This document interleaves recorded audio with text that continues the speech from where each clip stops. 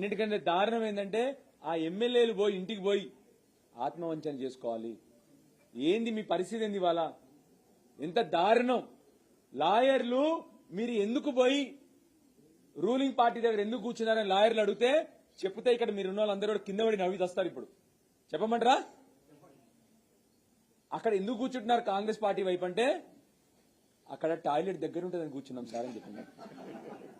అంత దారుణమైన పరిస్థితిలో ఇవాళ ఎమ్మెల్యేలు ఉన్నారంటే ఎవరు కాపాడాలి మన రాష్ట్రాన్ని? ఇంకా అర్థం చేసుకోండి మీరు. అది వాళ్ళు ఇచ్చిన జవాబు. అది ఎందుకు కూర్చున్నారు మీరు కాంగ్రెస్ పార్టీ తరఫున హౌస్ లో ఎందుకు కూర్చున్నారు? ట్రెజరీ బెంచెస్ లో మీరు కూర్చోవాల్సింది అపోజిషన్ బెంచెస్ లో కదా అంటే మాకు టాయిలెట్ దగ్గర ఉంటుందని కూర్చున్నామని చెప్పిన దౌర్భాగ్యమైన పరిస్థితుల్లో ఎమ్మెల్యేలు ఉన్నారు.